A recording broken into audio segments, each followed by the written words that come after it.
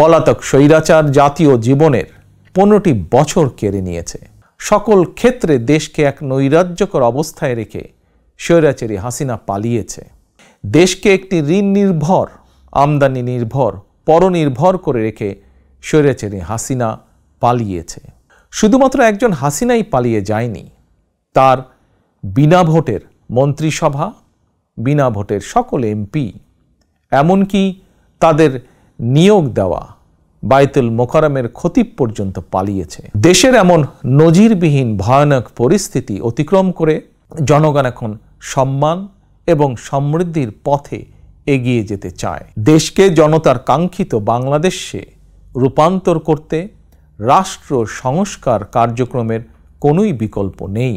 রাষ্ট্র সংস্কার একটি চলমান, দীর্ঘমেয়াদী এবং ধারাবাহিক প্রক্রিয়া। টেকসই এবং কার্যকর উপায়ে রাষ্ট্র সংস্কার করতে হলে সংস্কার প্রক্রিয়ার সঙ্গে অবশ্যই জনগণের প্রত্যক্ষ অংশগ্রহণ থাকা জরুরি। গণতান্ত্রিক বিশ্বের দেশগুলোতে জনগণের ভোট প্রয়োগের অগ্রাধিকার নিশ্চিত করার মাধ্যমে রাষ্ট্র সংস্কার কার্যক্রমে জনগণের অংশগ্রহণ নিশ্চিত করা হয়ে থাকে।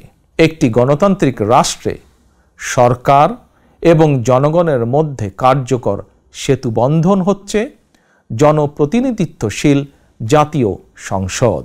পলাতক স্বৈরাচার জাতীয় জীবনের 15টি বছর কেড়ে নিয়েছে। সেই দুঃস্বপ্নকে দূরে ঠেলে দিয়ে দেশের জনগণের সামনে একটি বৈষম্যহীন, নিরাপদ, মানবিক বাংলাদেশ গড়াই বিএনপির আগামী দিনের লক্ষ্য। কেউ দয়া করে নিজের হাতে আইন তুলে নেবেন না, বরং অন্যায় অবিচারের শিকার হলে আইনগত পদক্ষেপ নিন।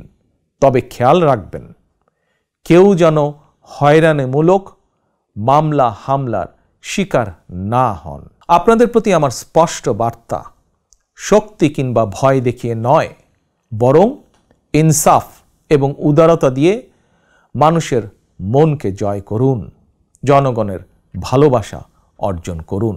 পরিশেষে বিএনপির 46তম প্রতিষ্ঠা বার্ষিকীর এই শুভ লগ্নে আমি বলতে চাই, স্বাধীনতার ঘোষকের প্রতিষ্ঠিত দল বিএনপিকে mother of democracy Begum Khaleda Zia দেশের 87,000 গ্রামের প্রতিটি ঘরে ঘরে পৌঁছে দিয়েছেন।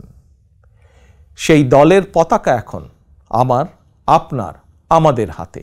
এই পতাকা এখন শুধু বিএনপির দলীয় পতাকাই নয়, বরং এই পতাকা এখন দেশ এবং জনগণের স্বাধীনতা ও অধিকার রক্ষার প্রতীকে পরিণত হয়েছে। সুতরাং যারা এই পতাকার মর্যাদা সমুন্নত রাখতে চান, তারা কোনো প্রকার অনৈতিক কিংবা অনধিকার চর্চায় লিপ্ত হবেন না।